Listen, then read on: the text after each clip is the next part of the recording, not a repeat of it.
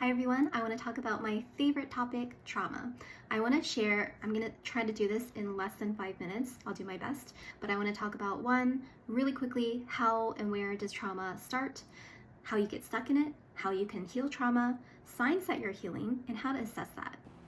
So where does trauma start? Trauma starts specifically in childhood or even when you're born. That's where trauma can start and often starts. Where it begins within childhood is often experiences that create this sense of, I make good things happen, I'm great, I can do it, or the sense of, there's something wrong with me, there's something defectively wrong with me. This is a belief system that a child develops at a very, very young age based on the experiences they have or have not experienced in their childhood with their parents, with their caregivers. Now, where we get stuck, whether that's in adolescence, in adulthood, where we get stuck in trauma is believing that it's our fault. Believing that when we have situations or instances or stressful things that happen to us, that we are the ones that caused it, or that other people are the ones that caused it. It becomes a fault game. Your fault or my fault.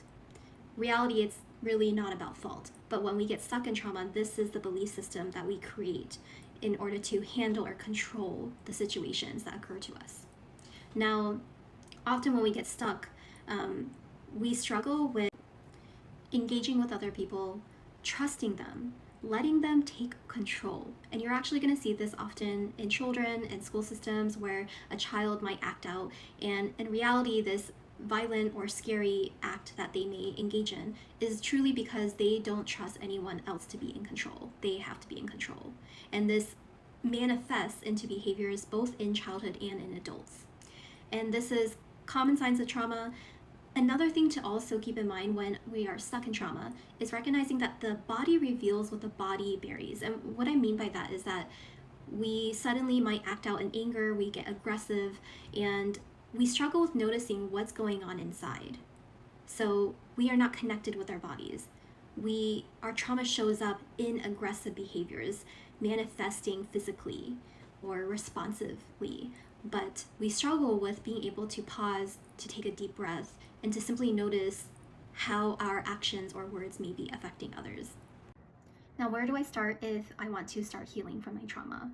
Well, a couple things. One, you want to gain ownership of your internal experiences. And what I mean by that is, one, exposing yourself to different things where you can tap into your body, such as breath work, acupressure, yoga, anything that is body-based, in particular body-based therapy, can be really helpful.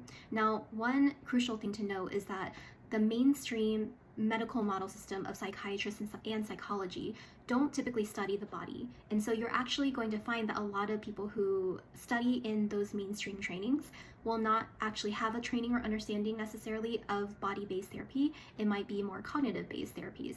But if you are really wanting to address and process that trauma, I recommend looking for a body-based therapy. Another thing to keep in mind is that while learning to access safety, you'll hear me talk about safety in a lot of my posts.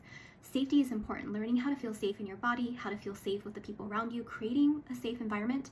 But it's not just about safety, it's about creating agency over your own wants and desires and needs, things that you likely were not able to access when you were a child. So finding ways to really advocate for yourself, to set boundaries, to speak up, to find opportunities where maybe in your past as a child, you were not able to speak up, or it was a very traumatic experience, and to kind of recreate that experience, but in a safe way.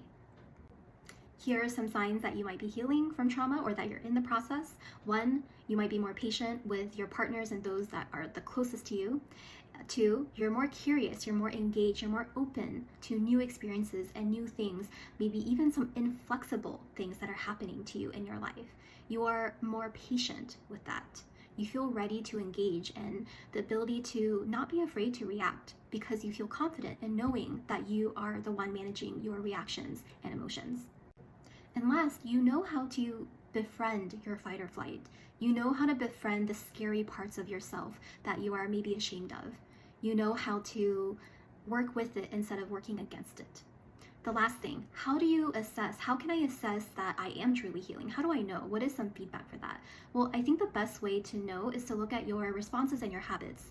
Really journal this, track this, and look at how how does this show up in my relationships? Do people feel safe with me? What is the feedback that people are giving me or telling me? Am I receiving feedback? Are my children or kids talking to me? Do they feel safe to talk to me, right? Looking at and assessing your day-to-day relationships are truly the best way to see if you're improving. Tell me your thoughts. Let me know if you learned anything new. Let me know if you want to learn more, and feel free to check out any of the services. A lot of my work is trauma-informed services for both clinicians, for everyday people who are curious or interested. So I really encourage you to take a look at my work, and please let me know if you have any questions down at the bottom.